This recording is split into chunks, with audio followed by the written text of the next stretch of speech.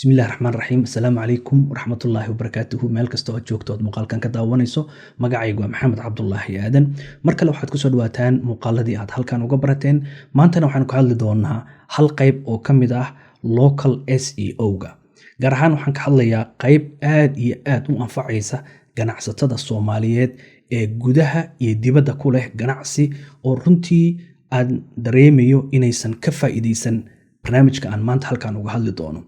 qaybta loo yaqaano Google My Business Page ama Google My Business Profile oo ah barnaamij bilaash ah oo wax lacaga aysan ganacsatada uga baxaynin, laakiin ganacsatada caalamka oo dhan ay runtii aad iyo aad uga faa'iideystaan oo computerka hadda aan ka tusi doono faa'iidada barnaamijkaasi uu leeyahay.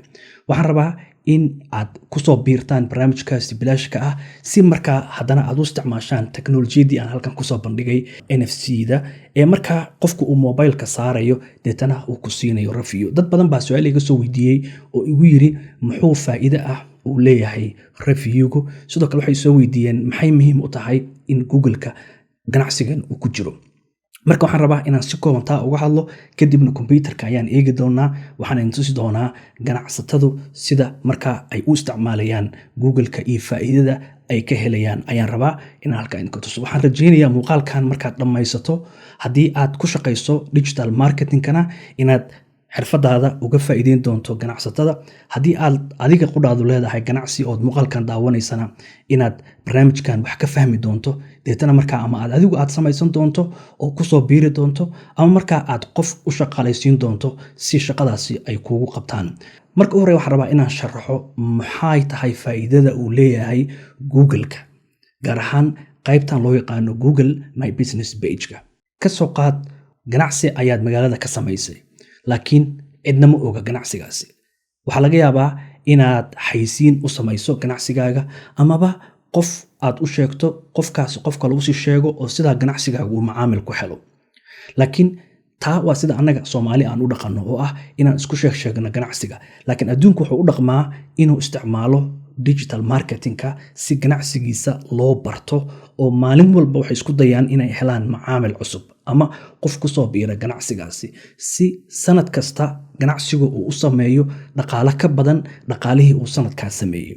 Mar haddii ganacsigaaga uu dhaqaale sameynayo, inaad qayb ka mid ah dhaqaalahaasi aad geliso marketingka waa qayb markaa kaa caawin karta in ganacsigaaga uu bulaalo oo uu kor u kaco. Waana ogtihiin maanta waxaa lagu jiraa xilligii digitalka lagu jiraa. Waa laga soo gudbay xilliyadii hore ee idaacadaha iyo telefishinada laga baafin jiray ama wargeysada lagu qori jiray ganacsi hebel baa meel laga furay. Maanta qof kasta wuxuu haystaa mobile. Adigana haddaad ganacsado tahay waxaa laga rabaa dadkaasi indhahooda ama hortooda in ganacsigaaga aad geyso. Google-ka barnaamijkan uu sameeyay ee la yiraahdo Google My Business Profile waa barnaamij bilaash ah oo Google-ku ugu talagalay in ganacsatadu ay sida Facebook aad magac ugu samaysato kale ganacsigaaga magaciisa aad halkaa geliso, addresskiisa aad geliso, telefonkiisa aad geliso, masawirada waxyaabaha cuntada ama waxyaabaha aad qabanayso halkaa aad geliso. taa marka waxay sameynaysaa in haddana review dadku ay ku siiyaan, markaana Google-ku uu kor u soo qaado ganacsigaaga oo ganacsiga kale ee intaa aan samaynin uu ka soo hormariyo. Marka waxaan rabaa inaan marka hore isla eegno bal sida ay ganacsatada kale u isticmaalayaan inaan ku tuso, kadibna waxaan rabaa inaan idinku soo xiro oo barnaamij ku soo gabagabeeyo. Iyo haddii ay dhacdo inaad leedahay laakiin aadan ogeyn cidda samaysay, wayna dhacdaa oo runtii ganacsi badan ayaa ku jira Google-ka oo milkiilayaasha ganacsigu aysan war u haynin cidda gelisay. Marka hore computerka aan eegno muxuu yahay horta waxaan ka hadlayo. Sida u jeedo hadda waxaan furnay Google-kan furnay. Ka soo qaad waxaan safar ku tagay Nairobi, aan safar ku tagay anoo meel fadhiya ama airport-ka jooga ayaan waxaan furay mobile-kayga, deetana waxaan rabaa hotelka iigu dhow ee Nairobi ku yaala inaan markaa aan booking garaysto. Ogow ma aqaano hotelkaasi, laakiin Google-ka ayaa iga caawinaya. Maxaan sameynaa? Google-kan furayaa, waxaan ku qorayaa hotels sida u jeedo in Nairobi. sida u jeedo ma dhihinin hotels Isliim ma dhihin, kaliya waxaan dhahay magaalada Nairobi ayaan iri. Markaa fiiriso waxa ii soo baxaya qoraaladan aad u jeedid ee tirada badan meesha ku jira, sida hotels in Nairobi oo kale, midda kale hotels in Nairobi near airport oo kale. qoraaladaas u jeedid oo dhan waxaa baaraya dad markaa wax adeegan raba oo raba inay ka faa'iideystaan raba ayaa baaraya. Markan ku dhufto tii aan baaray sida u jeedo halkan waxa iiga soo baxaya qaybta koobaad. dhowr jeer ayaan halkan uga hadlay, muuqaalo badan ayaan ka sameeyay, laakiin waxaan rabaa maadaama muddooyinka dambe dhalinyaro badan igu soo biirayeen oo ku shaqeeya digital marketingka inaan mar kale dulmar ku sameeyo. wuxuu ka kooban yahay marka intaa ku dhufato 3 qayb ayuu ka kooban yahay. qaybta u koreysta waxa ku qoran sponsor ayaa ku qoran ama sponsor sida halka ugu jeedo. taa macnaheedu waxay tahay hoteeladan 1 2 3 4 5 hoteeladaas aad u jeedid ee ugu koreeya waa hoteelo dhaqaale bixinaya oo Google-ka waxay siinayaan dhaqaale si Google-ku markaasi uu kor u keeno. taa waa qayb ka mid ah xayeysiinta, laakiin tan uma soconno sababtoo ah barnaamijkan waxaan rabnaa inaan haddaan nahay ganacsatada Soomaaliyeed aan ka faa'iideysano inagoo wax lacaga aan Google-ka siinin. marka qolooyinkan lacagta haysta ee lacagta bixinaya uma soconno. mar kale aan ka hadli doonaa iyadana sida loo soo gaaro ama heerkan loo keeno. laakiin hadda waxaan baranaynaa sidee si bilaash ah oo wax lacaga aysan ganacsada ahaan kaaga bixinin sidee teknolojiyadan uga faa'iideysan kartaa ayaan ka hadlaynay. marka aan ku laabano. marka kuwan waa ka gudbaynaa. haddana qaybta kale ku xigta waxa ku qoran sponsor la yiraahdaa.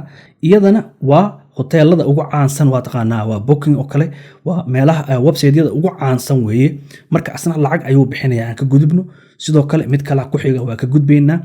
meesha aan u socono marka waa qaybtan local SEO. markaan leeyahay qaybtan ciwaanka halkan looga dhigay weeye. halkan eeg marka 3dan hotel ee ugu koreysa waa 3da ugu koreeya ee ugu lacagta fiican, lacag fara badanna ka sameynaya. intaas kaliya aad u jeedid Google-ka kaliya lacag ka sameynaya. waayo ka soo qaad waxaan ahay qof ku cusub Nairobi, 3dan hotel mid kamid ah ayaa xaqiiq ah inaan bukimanayo. yaa iga caawiyay? Google-ka iga caawiyay. maxaa halkan ku qoray? waxaan ku qoray hotels in Nairobi. sidaa ayay halkan iigu soo baxday. waa 3da uu Google-ku kor u soo qaaday si bilaash ah. wax lacag ah ay bixiyeen oo Google-ka ay siiyeen ma jirto. kaliya waxay lacag siiyaan dadka digital marketing ku shaqeeya oo iyagu ka caawiyay in halkan ay yimaadaan. eeg marka halkan marka wuxuu yiri waxa kale oo sii eegtaa 1335 hotel oo kale. qiyaas 1335 hotel oo Nairobi ku taala oo Google-ka ku jirta ayaa 3dan kaliya laga soo abaalmariyay oo kor la keenay. sababtuna maxay tahay in 3dani ay ka faa'iideysanayaan barnaamijkan bilaashka ah ee qof kasta oo ganacsado ah uu ka faa'iideysan karo. bogga koobaadan tageena. hadday 3dii xabo waxay ahayd 3da ugu koreysa weeye oo la abaalmariyay. laakiin haddana markaan ku sii dhufano wali waxaan sii joognaa qayb fiican, waayo bogga koowaad kuwa ku jira xataa way ka fiican yihiin kuwa ku jira bogga labaad. su'aashu waxay tahay dadkan Google-ku sidee u tartansiiyaa? keebaa buuxiyay shuruudihii anagu aan dejisanay ee laga rabay in barnaamijkani uu lahaado? shuruudahaas waxa ugu weyn 3 qayb ayaa ugu weyn oo raba halkan inaan kugu soo gudbiyo. 3da qayb ugu weyn waxa lagu soo koobaa ereyga NAB. 3daas xaraf ayaa lagu soo koobaa. NAda waxay u taagan tahay waa magacii, name af Ingiriiska ay u taagan tahay. ADa waxay u taagan tahay addresski. ba'daas dambana waxay u taagan tahay phone. waa inuu magaca si fiican u qoran yahay oo ganacsatada si fiican loo qoro.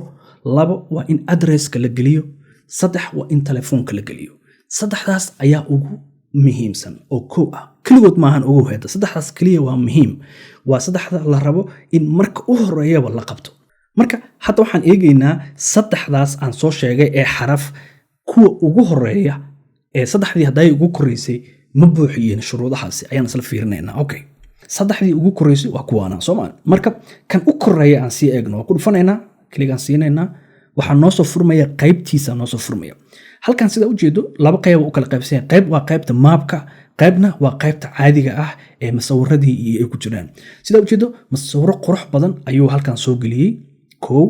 waxaa kaloo sidoo kale markaad aad ku sii dhufato halkan waxaad ugu jeedaa magaca. hadday maxaan niri ereyga koowaad wuxuu u taagan yahay name, magaca wuxuu u qoran yahay sida uu ugu qoran yahay hoteelka albaabkiisa ugu qoran yahay ayuu magacu halkan ugu qoran yahay. haddana qaybtan hoose ereyga kale muxuu ahaa?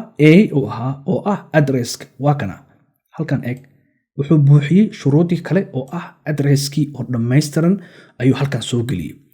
ereyga kale u dambeeyna oo P-da ahna muxuu ahaa? phone ama telefoon. halkan eeg 3dii kale oo telefoonka ayuu soo geliyay. waa ujeedaa wuxuu buuxinayaa shuruudihii ayay buuxiyeen. waxaana u samaynaya waa dadka digital marketing ku shaqeeya ayaa ka caawinaya oo ay dhaqaale ku siiyaan. Dhaqaale waxay ku siiyaan ka yar midka laga yaabo inuu xaysiin uga bixi lahaa haddii sida kuwii aan soo aragnay ay xaysiin Google-ka siin lahaayeen. Marka waxaad heli kartaa qof kaa caawiya oo audit kugu sameeyo. Audit waxa weeye in sida hadda aan u fiirinayay loo fiiriyo oo la eego waxa qaldan iyo waxa markaa saxan in la eego oo la saxo oo shuruudihii Google-ka uu rabay la buuxiyo. Intaa kaliyana aan lagu sii ekeene lagugu sii xiro barnaamijkan oo kale oo markaa qaybta reception-ka lagu saaro si review-gaaguna uu maalinta ka dambeeya uu sii bato. Ka faa'iideyso. Haddii aad u baahan tahay waxaa jira dhalinyaro fara badan oo igu xiran oo laga yaabo inay magaalada ganacsi ku leedahay ay joogaan ila soo xiriir deetana waxaan samayn doonaa inaan eegno sida aan markaa u wada shaqayn karno. Intaan dib dambe u kulmi doono waxaan idinkaga tegayaa sida ayuu nabadgeliyo.